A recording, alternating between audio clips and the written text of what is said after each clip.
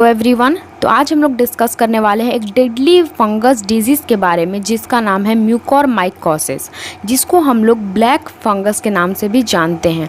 ये अभी इंडिया में बहुत स्पीड से और बहुत ज़्यादा स्प्रेड कर रहा है okay in this covid situation. अब देखिए यहाँ पे मेन कंसर्न ये है कि ये जो डिज़ीज़ है इसका मोर्टेलिटी रेट 50% है।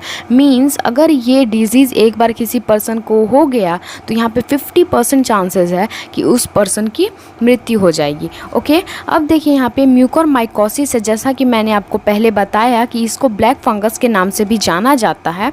ये एक रेयर बट बहुत ही ज़्यादा डेंजरस इन्फेक्शन होता है जो कि ग्रुप ऑफ मोल्ड्स जिसको म्यूकोरमाइसाइटिस कहा जाता है उसके वजह से ये डिजीज़ होता है, जो कि हमारे पहले लंग्स को, स्किन को इन्फेक्ट करता है और धीरे धीरे ये हमारे पूरे बॉडी में फैल जाता है और हमारे फिर बाद में ब्रेन को भी इफ़ेक्ट करता है। अब देखिए यहाँ पे सबसे बड़ा क्वेश्चन ये आता है कि ये हमारे बॉडी में इंटर कैसे करता है।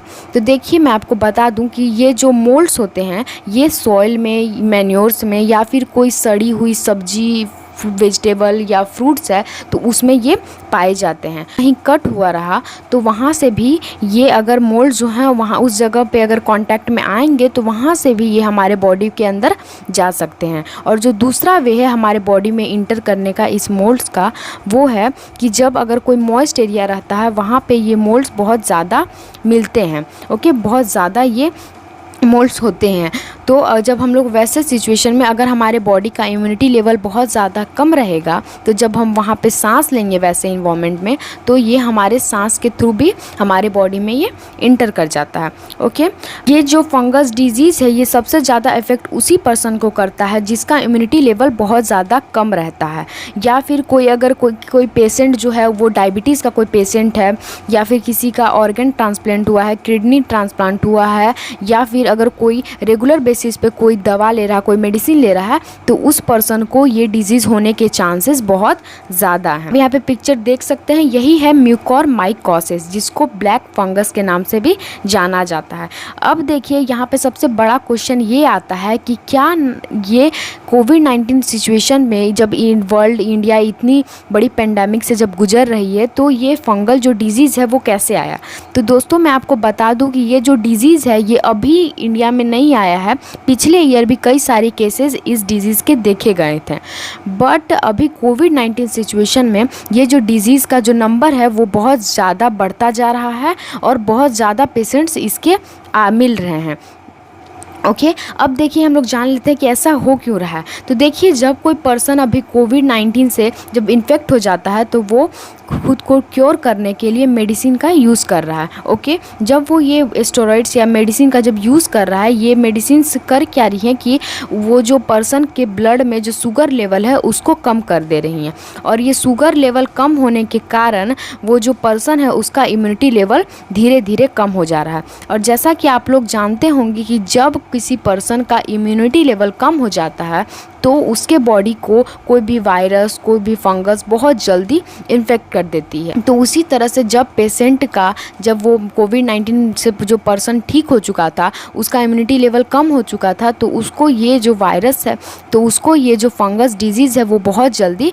इन्फेक्ट कर देती है ओके। अब देखिए हम लोग एक बहुत ही इंपॉर्टेंट केस के बारे में बात कर लेते हैं ओके, जो कि मुंबई का केस है। कि हम लोग यहाँ एक इम्पॉर्टेंट केस के बारे में बात कर लेते हैं जो कि मुंबई से है। एक मुंबई के जो डॉक्टर हैं जो कि आई सर्जन है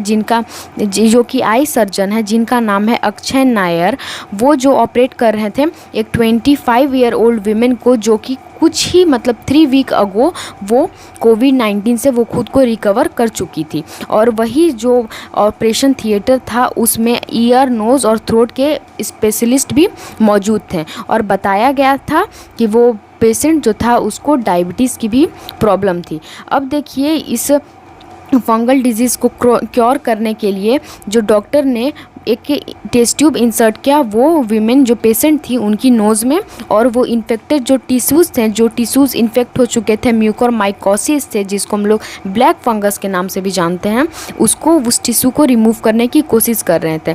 बट लास्ट में डॉक्टर्स को करना क्या पड़ा कि 3 घंटे उनको लगातार उनको मेहनत करके वहाँ उस जो पेशेंट की आई को हटाना पड़ा। अब देखिए यहाँ पे सबसे बड़ा ये रीज़न आ जा रहा है कि आई को क्यों हटाना पड़ा। जब वो इन्फेक्ट की हुई थी, जब वो कोई फंगल डिजीज़ से इन्फेक्ट हुई थी तो उसको आई को क्यों हटाना पड़ा। तो यहाँ पे जो डॉक्टर जो नैयर थे उन्होंने बताया कि उन्होंने उस पेशेंट के आई को रिमूव इसलिए किया ताकि वो पेशेंट को बचाया जा सके, क्योंकि ये जो ऐसी डिजीज़ है ये धीरे धीरे इंसान की ह्यूमन की बॉडी में पूरी तरह से फैलने लगती है, एक बॉडी पार्ट से दूसरे बॉडी पार्ट तक। तो वो डॉक्टर लोग के पास, उन डॉक्टर के पास कोई और ऑप्शन नहीं बचा उस पेशेंट की आई को हटाने के अलावा। तो कई सारा भी केसेस देखा गया है जिसमें पेशेंट का आई हटाया गया है, क्योंकि बताया जा रहा है कि ये जो वायरस है, ये जो फंगल डिजीज़ है, ये आई को ज़्यादा इफ़ेक्ट करती है और ये आई के विज़न को, जो इंसान के विज़न, ह्यूमन के विज़न का होता है, उसको पूरी तरह से धीरे धीरे ख़त्म करने लगती है। और जब डॉक्टर के पास कोई ऑप्शन नहीं बचता है, क्योंकि ये बॉडी, एक बॉडी पार्ट से दूसरे बॉडी पार्ट में स्प्रेड होने लगती है, तो लास्ट में डॉक्टर को ह्यूमन का, वो जो पर्सन, इन्फेक्टेड पर्सन, पेशेंट होता है, उसके आई को निकालना ही पड़ता है।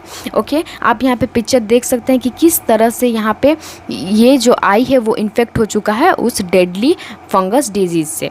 ओके, अब देखिए हम लोग सिम्टम्स के बारे में बात कर लेते हैं कि कैसे हम लोग को पता चलेगा कि हम लोग को, ये हमारे को म्यूकोरमाइकोसिस हो चुका है या किसी पर्सन को म्यूकोरमाइकोसिस से वो इन्फेक्टेड हो चुका है। तो देखिए इसके जो सिम्टम्स है वो है हेडेक आना, फीवर, पेन होता है आई में, नसल कंजक्शन या फिर पार्शियली लॉस ऑफ विज़न भी होता है। और कई डॉक्टर का बताया गया है कि कई पेशेंट, जो अगर इनिशियल स्टेज में पेशेंट को पता नहीं चला कि उसको ये डेडली फंगल डिजीज़ है, तो धीरे धीरे टाइम टू टाइम ये बॉडी में धीरे धीरे वो स्प्रेड होने लगता है ये डिजीज़। और डॉक्टर लोग का कहना ये भी है कि कई सारे पेशेंट ऐसे उनके पास आए थे जिनकी जो विज़न थी वो पूरी तरह से लॉस्ट हो चुकी थी। मीन्स वो जो पेशेंट थे वो इस जो फंगस डिजीज़ से इन्फेक्ट कुछ दिन पहले हुए थे, काफ़ी दिन पहले हुए थे, बट उन्हें लेट से पता चला, जिसके कारण उनके आई का विज़न पूरी तरह से ख़त्म हो चुका था।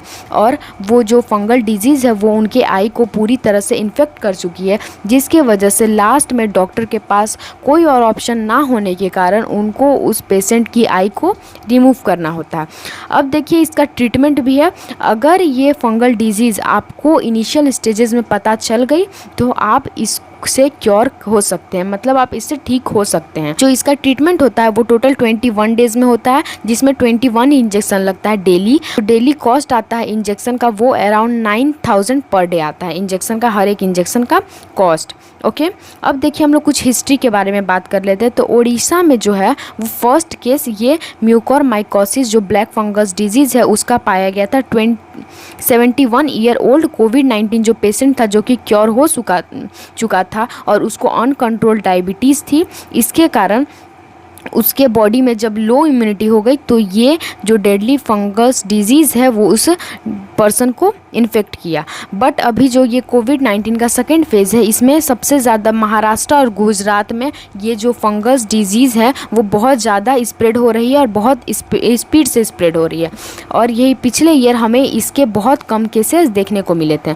अब देखिए अगर कोई पेशेंट, अगर कोई पर्सन है जिसको HIV से इन्फेक्टेड है या उसको एड्स है या उसका अनकंट्रोल्ड डायबिटीज़ है, कैंसर है, ऑर्गन ट्रांसप्लांट हुआ है या फिर वो रेगुलर बेसिस पे अगर वो कोई मेडिसिन ले रहा है, तो वो पर्सन हाई रिस्क में है इस जो फंगल डिजीज़ है उसको, उस पे इन्फेक्ट होने को लेकर। देखिए यहाँ पे सबसे बड़ा प्रॉब्लम यही आ रहा है कि ये इसका मोर्टेलिटी रेट 50% है। 50% चांसेस है कि पर्सन की मृत्यु हो जाएगी। लेकिन यहाँ पे कई जो पेशेंट है वो ठीक भी हो रहे हैं अगर उनको अर्ली डेजेज में अपने, मतलब जब ये इन्फेक्ट ये हो रहे हैं इस फंगस डिजीज़ से, अगर उनको ये पहले ही पता चल जा रहा है तो वो इससे क्योर हो जा रहे हैं। बट अगर यही टाइम लग जा रहा है तो यहाँ पे उस पेशेंट को बचाया नहीं जाया जा रहा है, तो उस पेशेंट को नहीं बचा सक रहे हैं। आई होप कि आपको ये अच्छी तरह से समझ में आ गया होगा। तो आज के लिए इतना ही दोस्तों, thank you and have a nice day.